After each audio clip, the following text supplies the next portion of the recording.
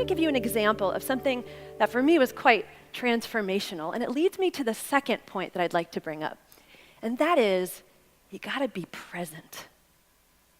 You've gotta be present and in the moment.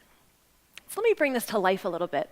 Last spring, I went on a family vacation with my mom, my dad, my sister, who is in the audience, and myself, just the four of us, to Ireland for my mom's birthday. And every night after touring Ireland, we would retire into someone's hotel room, and my sister would pull out this very special book called 300 Questions to Ask Your Parents Before It's Too Late.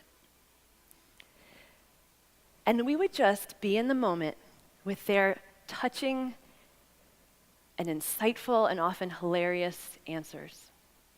And the questions were simple. Some of them I didn't even think we should bother and ask because I felt like I knew the answer already. One was, what was your neighborhood like growing up? And I was like, I know that. I've been to your neighborhood every year since I was a baby. I know what it was like. But I didn't know what it was like when they were growing up. Another question was, what would you have changed about your wedding? Another one was, what's the most mischievous thing you did as a child? And another one was, what experience have you had that you still want your own children to experience? And my mom said this, she said, I want my kids to love a sports team so much that when they play, it gives them goosebumps. And when they lose, you lose sleep. And when they win, it is your own joy.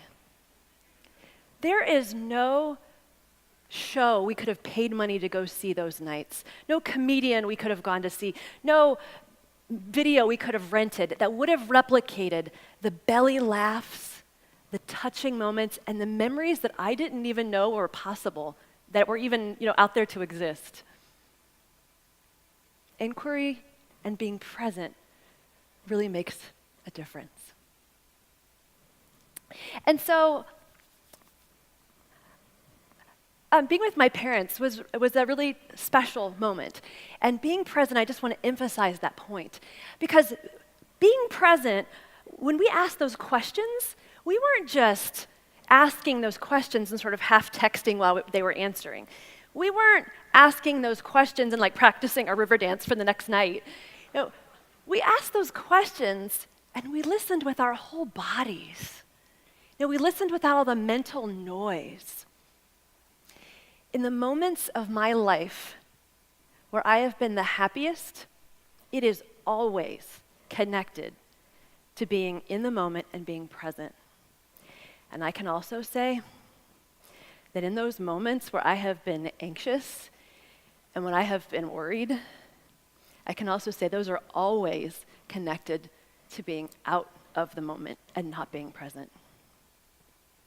We spend our time spinning our brains in the past and being anxious or worrying and being in the future, and we miss that only thing that's real. Everything else is in our head. We miss the only thing that's real, and that is this moment. And this is really hard for me. They say that you teach that what you most need to learn. This is it for me. Because, I could do it in Ireland, where we could put all our electronics away and sit and relax in a hotel room. But in the day-to-day, that is so hard. And it's hard for me because I am so driven by getting things done, and I'm so driven by goals.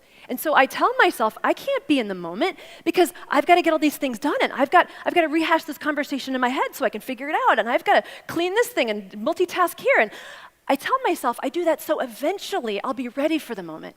Eventually, I'll be ready for that moment. And what I'm horrified to discover is that happens at the expense of the moment. So I take yoga to help me with this. And yoga is basically a series of poses, they all have names, and you center yourself, you kind of empty your mind, and you end up feeling very relaxed and present and stretched and strong.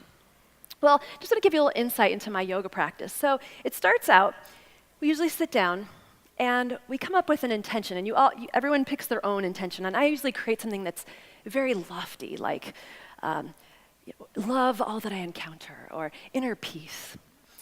And then we start. And we usually start in a pose called downward dog. And I don't particularly like downward dog. And so immediately I'm like, why are we in downward dog? Why can't we be in pigeon? I want to be in pigeon. Is this teacher asleep? Who's this teacher? Is this a sub? Back to love, back to love, back to love, back to love. Oh my gosh, do I have on the see-through pants? Oh my gosh, I have the see-through pants on. Who's behind me? Candace, why do you always buy things on sale? Oh my gosh, why didn't you just pay more? Back to love, back to love, back to love. Okay, I'm really hungry. Okay, if I can get to the grocery store before it closes, then I can also go to the bank. And if I can go to the bank, then that means I can also run these 3 errands. And if I get home, wait, back to love, back to love. And I end the class more stressed than I was to begin with. And I think we can all relate to that on some level, that we go to interact with people and we're busy while we're talking to them. We're physically in front of them, and our minds are in the past or in the future and not in the moment.